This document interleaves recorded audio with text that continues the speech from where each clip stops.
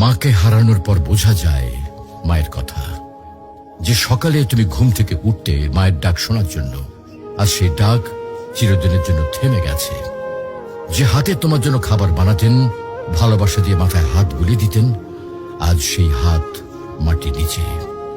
যখন মা বেঁচে ছিলেন তুমি হয়তো বলেছ, মা আমি ব্যস্ত আছি, মা পরে কথা বলবো।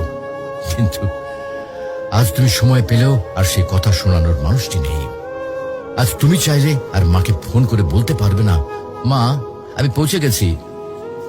আজ তুমি ঘরে ফিরলেও আর কেউ দরজায় দাঁড়িয়ে হাসি মুখে বলবে না, টেবিলে খাবার রাখা আছে, খেয়ে নিস বাবা।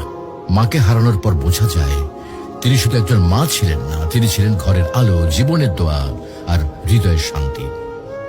এখন বুঝতে পারো মা যে বারবার নামাজের কথা বলতেন, ভালো মানুষের সাথে চলতে বলতেন, এগুলো তোমার জন্য কত বড় উপহার ছিল।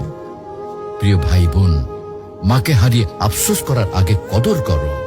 মায়ের হাতে চুমো দাও, তার জন্য দোয়া করো, তাকে জড়িয়ে ধরো যতদিন তিনি আছেন। কারণ হয়তো একদিন তুমি শুধু বসে বসে কাঁদবে আর মনে পড়বে, ইস যদি মাকে আরেকবার জড়িয়ে ধরতে পারতাম। মাকে হারানো মানে পৃথিবীর সব থেকে বড় আশ্রয় হারিয়ে ফেলা। তুমি যখনই সময় পাও তোমার মায়ের সাথে সময় দাও, মায়ের জন্য দোয়া করো। মা যদি আজকে ইহলোক ত্যাগ করেন তাহলে তিনি আর ফিরে আসবেন না। মাকে ভালোবাসো, তার মনে কখনো কষ্ট দিও না।